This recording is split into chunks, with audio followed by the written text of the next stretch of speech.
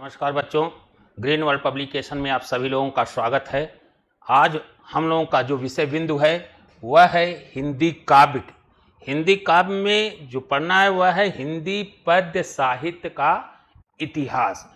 हिंदी पद्य साहित्य के इतिहास की शुरुआत कहाँ से होती है, कहाँ तक चलती है पूरी व्यवस्थाएं काव्य के अंतर्गत, वह बिंदु है आदिकाल, जिसे एक नाम वीरगाथा काल भी कहा जाता है, जिसका समय है 1050 विक्रमी से लेकर 1375 विक्रमी संवत तक। ईस्वी के तहत 993 ईस्वी से 1318 ईस्वी तक। दूसरा है पूर्व मध्यकाल, जिसे भक्त काल के नाम से जाना जाता है, 1375 विक्रमी संवत से 1700 विक्रमी संवत तक, अर्थात ईस्वी में देखा जाए तो 1318 ईस्वी से 1643 ईस्वी तक के विषय में हम लोग आपस में पर चर्चा करते हैं। तो क्लास शुरू होने के पूर्व अपने चैनल को अगर अभी तक नहीं लाइक, सब्सक्राइब, शेयर न किए हों तो जरूर करें। और इसी के साथ विलंब हम लोग अपने क्लास को शुरू करते हैं। तो क्लास की शुरुआत हिंदी पद्य साहित्य का इतिहास, तो शुरू करें। हिंदी पद्य साहित्य के इतिहास में जिस विषय बिंदु को पढ़ना है वह है, पहला है क्या, आदिकाल। क्या पढ़ना है? आदिकाल। तो शुरू किया जाए। आदिकाल।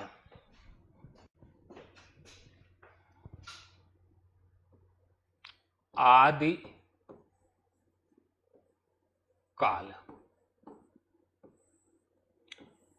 यहां आपको दिखाई लिख भी दिया गया है कि 993 ईस्वी से 1318 ईस्वी तक, 993 ईस्वी से लेकर के 1318 ईस्वी तक के बीच में आदिकाल का उत्थान हो रहा है। किसका उत्थान हो रहा है? आदिकाल।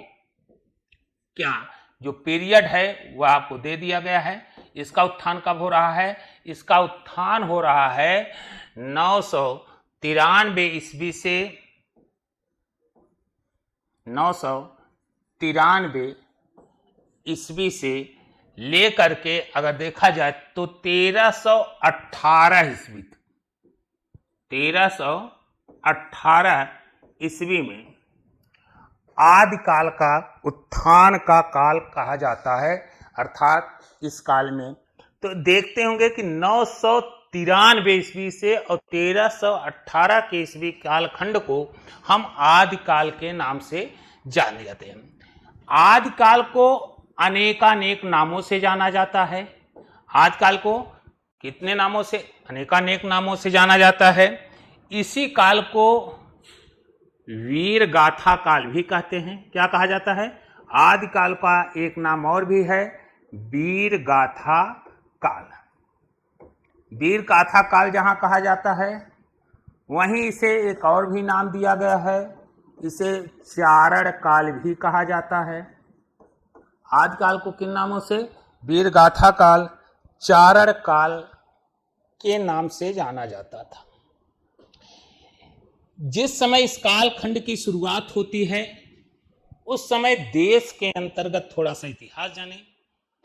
छोटे छोटे राज हुआ करते थे। इस कालखंड में देश के अंतर्गत क्या होते थे? छोटे छोटे राज, छोटे छोटे राज हुआ करते थे। और यह जो छोटे छोटे राज्य थे ये आपस में लड़ते झगड़ते रहते थे। एक दूसरे से द्वेष भावनाएं थी। द्वेष भावना के अंतर्गत आपस में क्या करते थे? लड़ते झगड़ते थे, लड़ते झगड़ते रहते थे, लड़ते झगड़ते रहते थे। अर्थात किस काल में? 993 ईस्वी से 1318 में भारत में छोटे छोटे राज्यों से राज्य थे जो आपस में लड़ते रहते थे। और लड़ने के पीछे इनके स्वभाव पर जाने कि कैसे लोग थे। इनका स्वभाव ही था लड़ाकू प्रवृत्ति का, लड़ते झगड़ते रहते थे, जिसमें वीरता का वर्णन काफी है। वीर थे, साहसी थे। इस काल के लोग कैसे थे? वीर थे, साहसी थे और साथ ही साथ विलास प्रिय थे, आनंदमुखी थे, विलास भोगी व्यक्ति थे, विलास प्रिय थे। छोटे छोटे में वीरता का अपार भाव उनके अंतर भरा रहता था और साहस में किसी भी प्रकार की कमी नहीं थी ऐसे समय में। और जिस समय इस काल की शुरुआत हो रही है, ध्यान दीजिएगा, उसी समय भारत की सरजमी पर मुसलमानों का आगमन भी हो रहा है।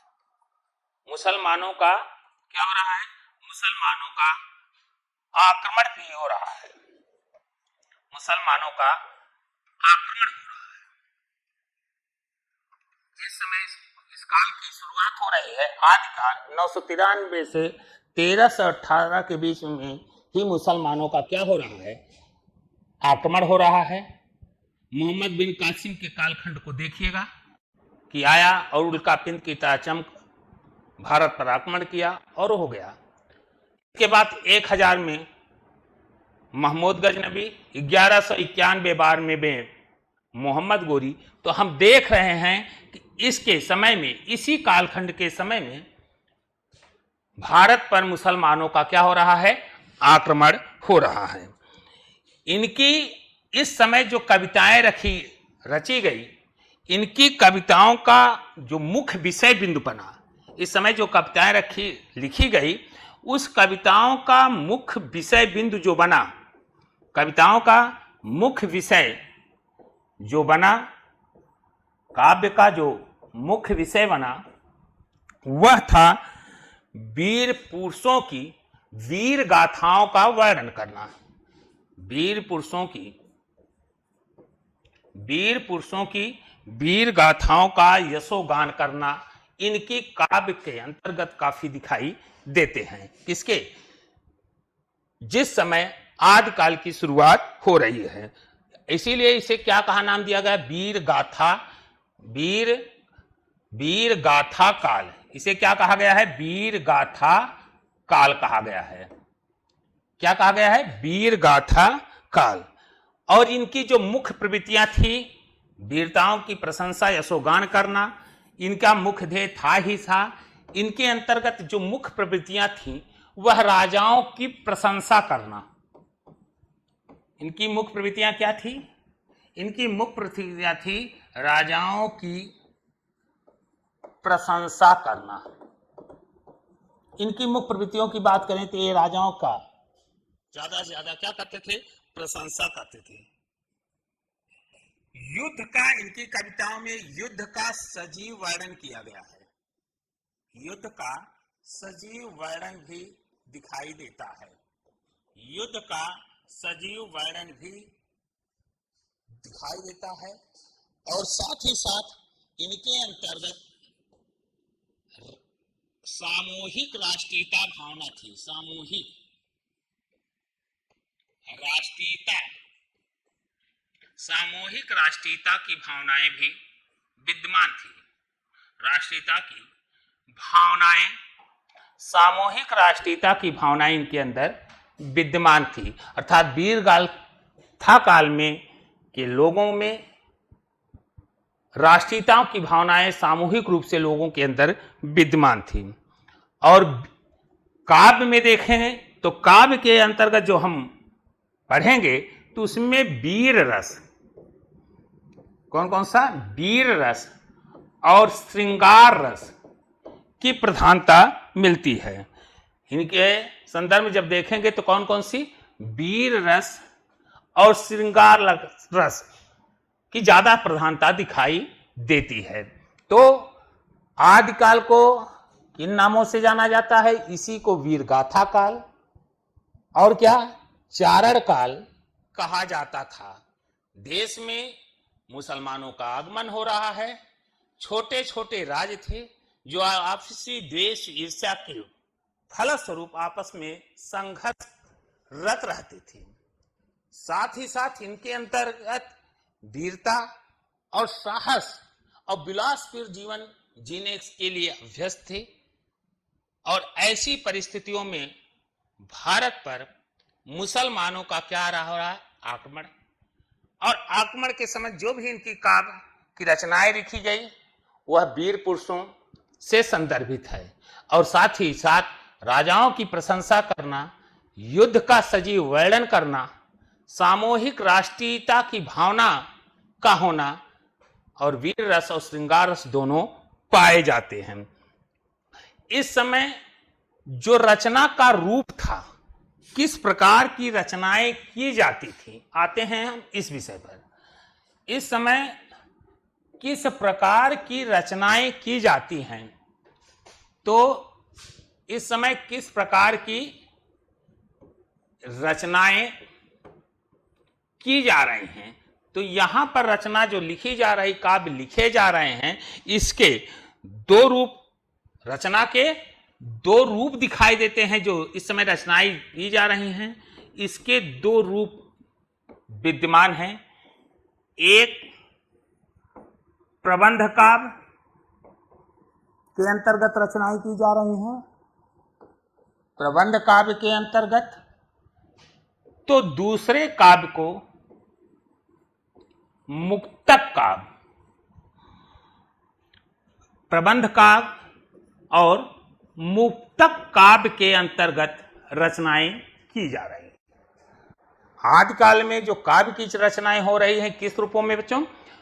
प्रबंध काव्य के रूप में और मुक्तक काव्य के रूप में रचनाएं की गई हैं।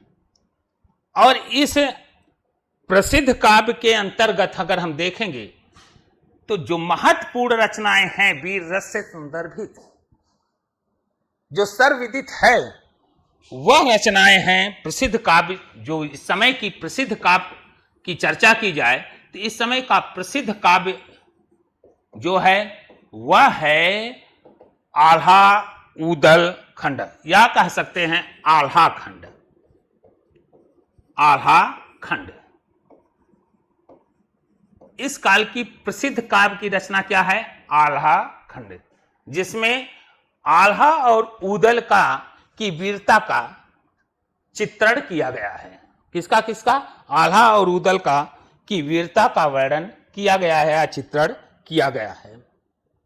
इस काल के प्रमुख कवियों की अगर हम चर्चा करें तो इस काल के प्रमुख कवि जो हैं, इस काल के प्रमुख कवियों में, इस काल के प्रमुख कवि के अंतर्गत आएंगे जगनिक। इस काल के प्रमुख कवि के रूप में कौन है? जगनिक। विद्यापति, इस काल के प्रमुख कवियों में जगनिक, विद्यापति, अब्दुल रहमान, अब्दुल रहमान।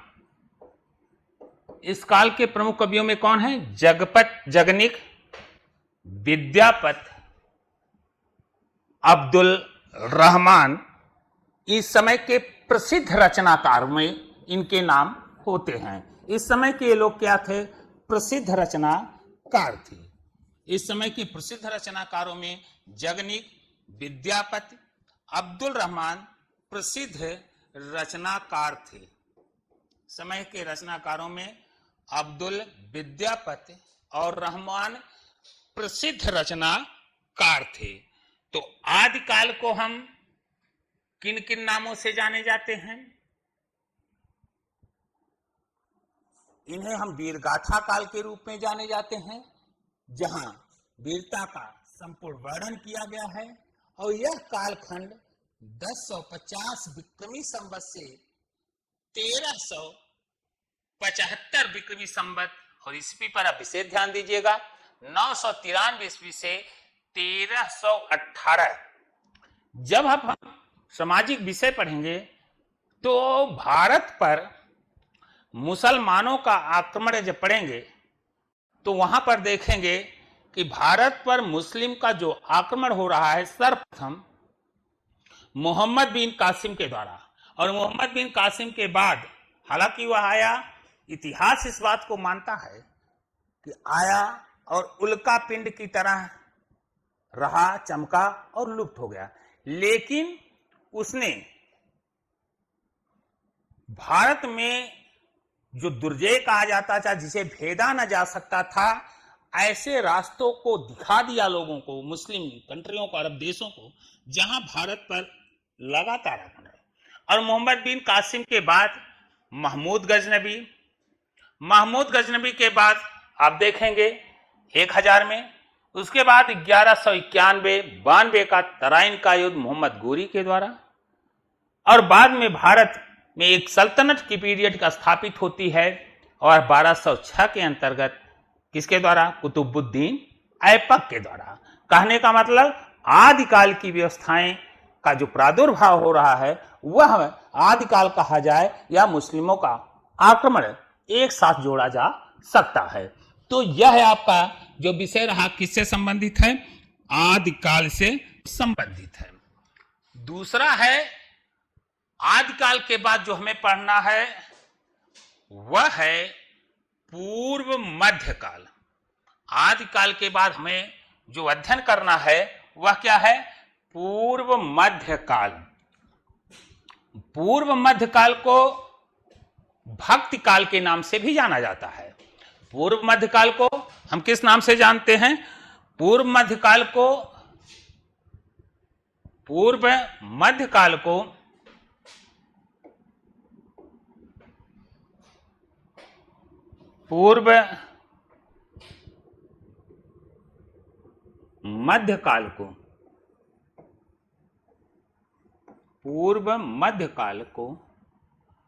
भक्ति काल के नाम से भी जाना जाता है। पूर्व मध्यकाल को किस नाम से? इसे भक्ति काल के रूप में भी जाना जाता है। पूर्व मध्यकाल या इसे हम भक्ति काल के रूप में जानते हैं। इसका जो समय है 1375 विक्रमी संवत के आधार पर इसका समय कितना माना गया है? 1375 से लेकर 1700 विक्रमी संवत को लेंगे हम, 1700 विक्रमी संवत तक माना जाता है, जिसे 1318 से ईस्वी में आए, 1318 ईस्वी से लेकर के 1318 ईस्वी से लेकर 1643 ईस्वी के बीच के काल को हम भक्ति काल के नाम या पूर्व मध्यकाल के नाम से जानते हैं। पूर्व मध्यकाल या भक्ति काल के नाम से आदिकाल में जहां मुसलमानों के आगमन की बात कही जाती है, वहीं पूर्व मध्यकाल या भक्ति काल की शुरुआत में अगर हम देखें तो इस काल में मुसलमान पूरी तरह से भारत पर प्रतिष्ठित हो चुके थे। उनका आगमन का नहीं, अब वो पूरी तरह से स्थापित हो चुके थे। कहने का मतलब कि भक्ति काल के अंतर्गत मुसलमानों का राज प्रतिष्ठित हो गया था, स्थापित हो गया था। मुसलमान पूरी तरह से मुसलमान का राज, मुसलमानों का राज क्या हो गया था? प्रतिष्ठित हो चुका था।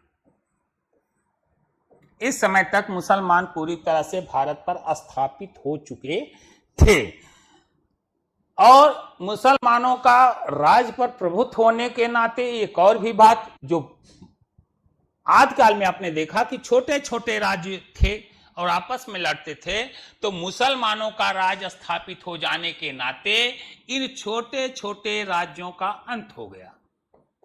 यहां क्या हुए? मुसलमान राज स्थापित हो गए, तो छोटे छोटे जो राज हुआ करते थे, आपस में लड़ते थे, पूर्व मध्यकाल में आते ही छोटे राज्यों का क्या हो गया? रोज छोटे छोटे राज्यों का अंत हो गया। भक्ति काल में छोटे छोटे राज्य अब नहीं रह गए थे, छोटे छोटे राज्यों का अंत हो गया। और भक्ति के रूप में दो शाखाएं निकलती हैं। इस पूर्व मध्यकाल के अंतर्गत भक्ति काल दो शाखाओं में विभाजित होता है। कितनी शाखाओं में? दो शाखाओं में विभाजित होकर भक्ति का जो रूप दिया जा रहा है, दो रूपों में, एक निर्गुण शाखा, भक्ति काल का जो रूप दिखाई दे रहा है, एक इसकी शाखा का नाम है निर्गुण शाखा, जिसे आप कह सकते हैं ज्ञान मार्गी शाखा। कौन सी शाखा है? ज्ञान मार्गी शाखा। भक्ति काल के दो रूप हैं, निर्गुण शाखा, निर्गुण शाखा को ही क्या कहा जाता है? ज्ञान मार्गी शाखा। दूसरी इसकी जो शाखा है, दूसरी शाखा है सगुण निर्गुण शाखा। दूसरा क्या है? सगुण शाखा। सगुण शाखा को अगर हम देखें तो इसे प्रेम मार्गी या कृष्ण मार्गी किस नाम से, और यहां राम की आराधना और यहां कृष्ण की आराधना का वर्णन किया गया है। किसका किसका? ज्ञान निर्गुण शाखा के अंतर्गत ज्ञान मार्ग और सगुण के अंतर्गत भी साकार रूप का वर्णन किया गया है। सगुण के रूप में ईश्वर की आराधना का वर्णन मिलता है। बढ़े, निर्गुण भक्ति शाखा के अंतर्गत आते हैं हम। निर्गुण भक्ति शाखा के अंतर्गत हम चर्चा करते हैं। तो निर्गुण भक्ति शाखा के अंतर्गत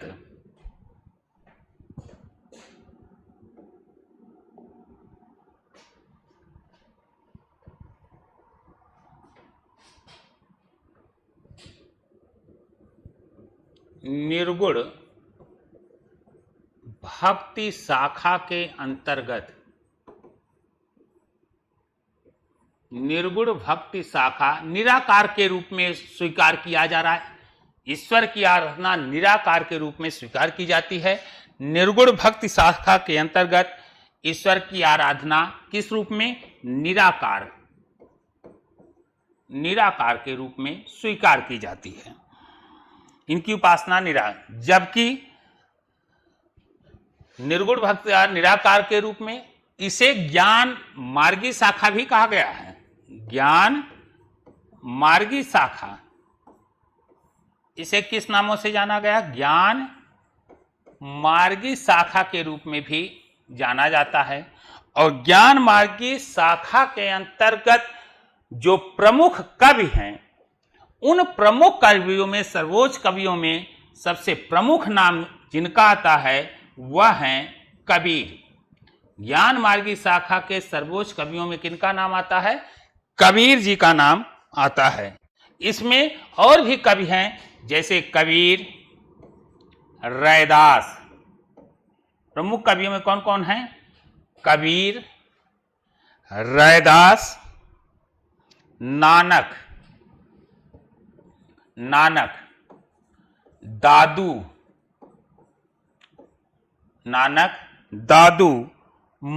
मुलूक दास।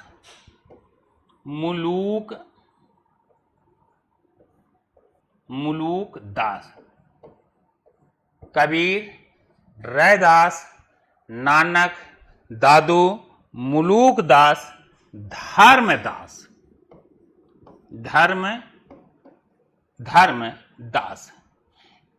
इस समय के प्रमुख कवियों के रूप में शुमार होते हैं या जाने जाते हैं। इन कवियों का समाज के प्रति जो काव्य की भावनाएं उमड़ी, वह समाज के अंतर्गत जो बाह्य आडंबर फैले हुए थे, जो बाह्य आडंबर थे, उनके साथ ही साथ सामाजिक बाह्य आडंबर जो थे वो थे। इसके बाद सामाजिक कुरीतियों के खिलाफ भी इस समय की कविताएं रची गई। इस समय की कविताओं का जो रचने का मूल आधार था वह किसके विरोध में रची जा रही हैं? उस समय भारत में देखा गया पातिका जो सिलसिला था यह काफी भयंकर दिखाई दे रहा था। तो इसकी घोर, इन भक्त काल के कवियों द्वारा इनकी घोर निंदा की गई।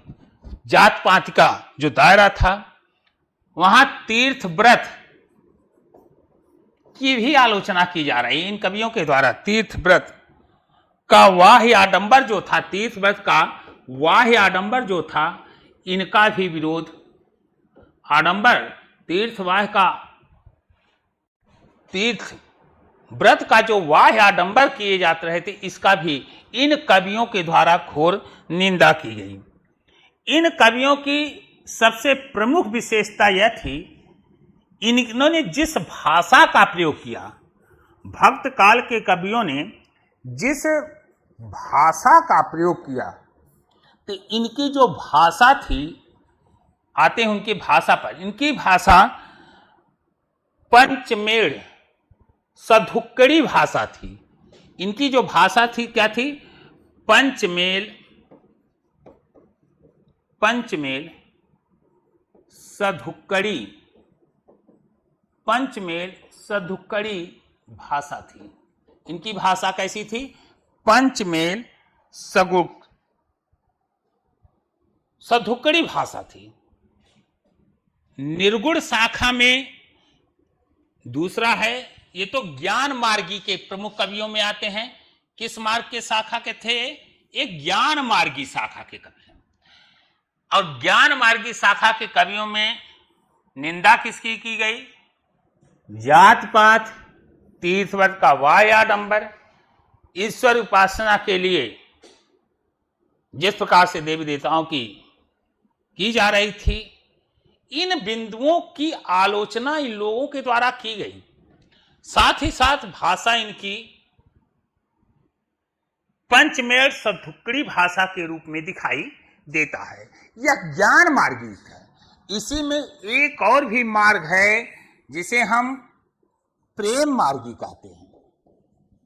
निर्गुण काव्य भक्ति शाखा के अंतर्गत दूसरी शाखा जो थी वह थी आपकी प्रेम मार्गी शाखा।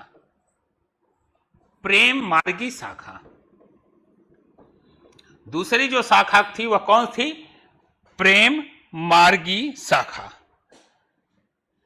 या प्रेमाश्रयी कह सकते हैं। प्रेमाश्रयी शाखा, प्रेमाश्रयी। इनमें किन कवियों के ज्यादा लोग आए? प्रेम के आधार पर निर्गुण के प्रेम के माध्यम से अपनी बात को रखना चाह रहे हैं। इनमें प्रमुख कवियों में अगर देखें तो इस काव्य धारा को प्रवाहित करने वाले प्रमुख थे सूफी मुसलमान लोग थे। इस शाखा से संबंधित लोग कौन थे? इस शाखा से संबंधित लोग थे सूफी मुसलमान। इस शाखा से संबंधित प्रमुख कवियों में कवि थे जो तो टोटल क्या थे? सूफी मुसलमान प्रेम मार्गी शाखा के कवि थे। और इस प्रेम मार्गी शाखा के प्रमुख कवियों की अगर हम जिक्र करें तो सबसे पहला और प्रमुख नाम आता है मलिक मोहम्मद जायसी का। प्रेम मार्गी शाखा के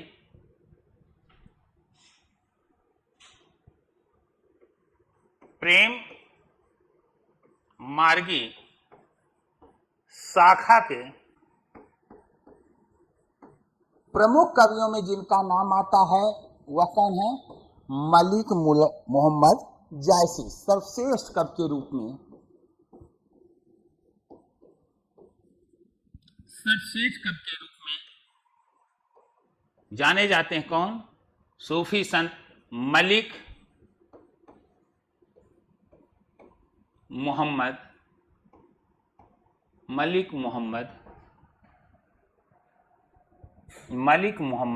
जायसी। पद्मावत इनकी प्रमुख रचना क्या है? मलिक मोहम्मद जायस। पद्मावत इनकी महत्वपूर्ण रचना है। इनके काव्य का आधार क्या था? इतिहास तथा कल्पनाओं का। इनकी काव्य की जो प्रमुख है रचना करने का आधार था इतिहास और कल्पनाओं के योग से, कल्पनाओं के माध्यम से, प्रेम के आधार पर इतिहास, इनके काव्य की रचना इतिहास एवं कल्पनाओं के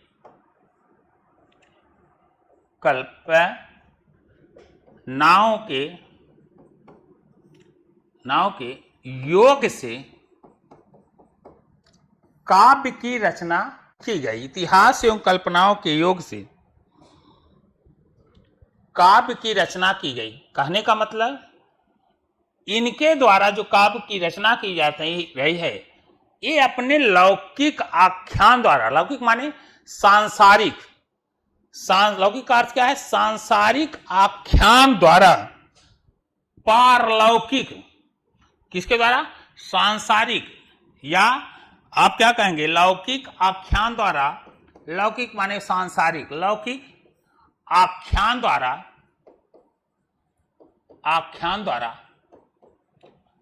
पारलौकिक माने इस लोक से नहीं, उस लोक से, अध्यात्म के लोक से, लौकिक आख्यान द्वारा पारलौकिक प्रेम का वर्णन करना। लौकिक आख्यान के द्वारा पारलौकिक प्रेम का वर्णन करना, पारलौकिक प्रेम का वर्णन करना दिखाई जाता है। महत्वपूर्ण जो इस समय की काव्य की रचना है पद्मावत, और यह पद्मावत अवधी भाषा में लिखी गई। पद्मावत जो कि अवधी भाषा में लिखी गई। किस भाषा में लिखी गई? अवधी भाषा में इसका लेखन हुआ है। इस समय के प्रमुख कवियों में अगर नाम लिया जाए तो इस समय के प्रमुख कवि हैं कुतुबन कृत, इनके द्वारा रचित, इनकी कृत क्या है? कुतुबन कृत मृगावती, कुतुबन कृत क्या है? मृगावती। इनकी रचना इस समय की प्रमुख रचनाओं में दूसरा देखा जाए, कुतुबन कृत मृगावती। मंझन कृत,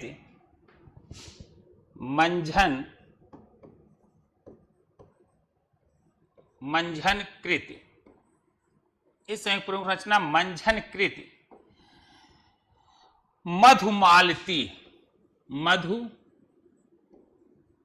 मधुमालती, मंझन कृत क्या है रचना? मधुमालती।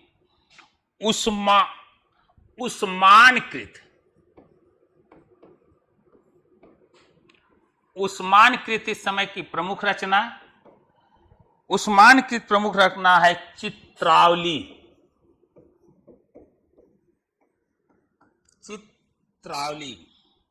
शेख नबी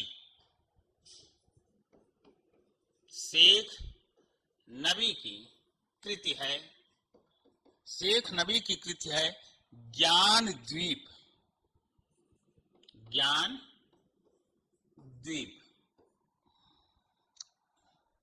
इसकी महत्वपूर्ण रचनाओं के अंतर तो ज्ञान मार्गी शाखा और प्रेम मार्गी शाखा का यहां हमने जिक्र किया। भक्ति शाखा दो रूपों में है भक्ति काल के।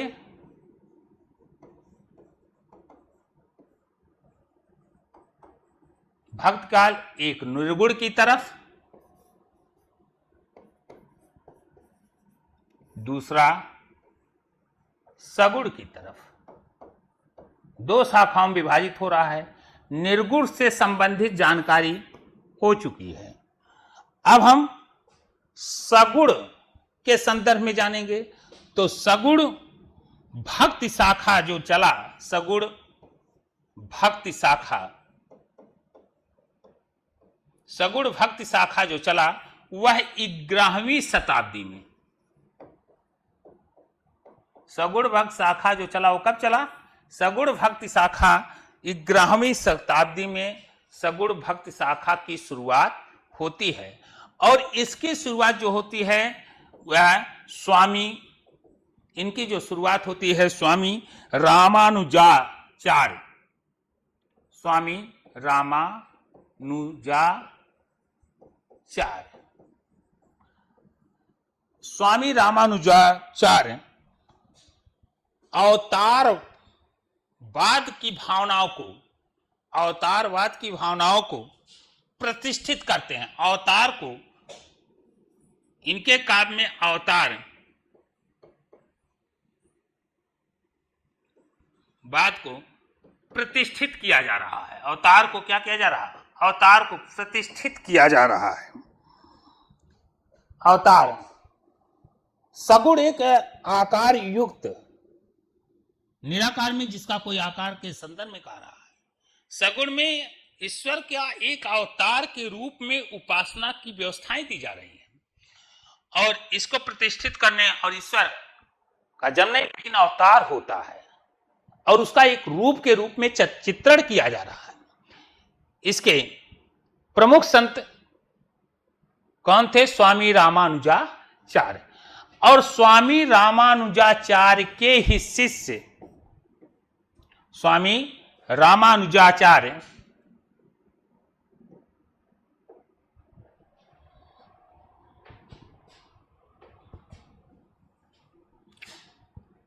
स्वामी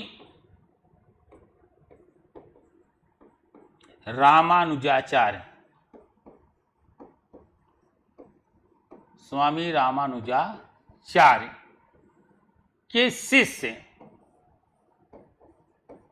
अवतारवाद को मानते हुए रामानुजाचार्य के शिष्य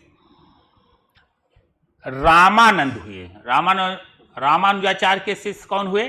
रामानंद हुए। रामानुजाचार्य के शिष्य कौन हो बनते हैं? रामानंद, जो सगुण साकार रूप को अवतारवाद के रूप में जिक्र करते हैं, उपासना करते हैं। तो इसके प्रमुख कौन हुए? स्वामी रामानुजाचार्य, इनके शिष्य रामानंद। और रामानंद के जो शिष्य होते हैं ये सब सगुण उपासक हैं। रामानंद के जो शिष्य होते हैं वह है गोस्वामी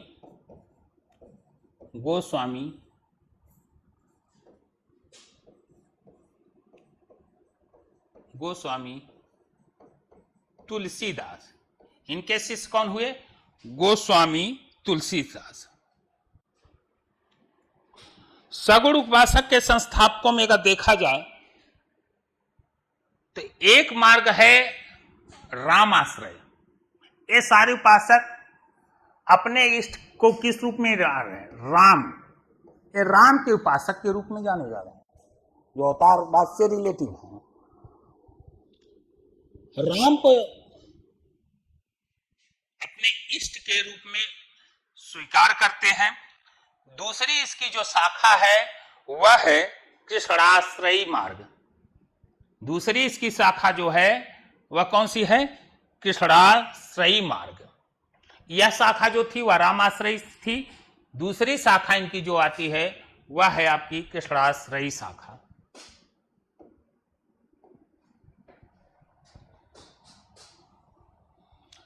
दूसरी शाखा इनकी जो आती है वह कौन सी है? कृष्णाश्रयी शाखा। कृष्णाश्रयी शाखा। अब कृष्णाश्रयी शाखा को वहां श्री राम को परम ब्रह्म के रूप में स्वीकार किया गया है, यहां श्री कृष्ण को पूर्ण ब्रह्म के रूप में स्वीकार किया गया। श्री कृष्ण को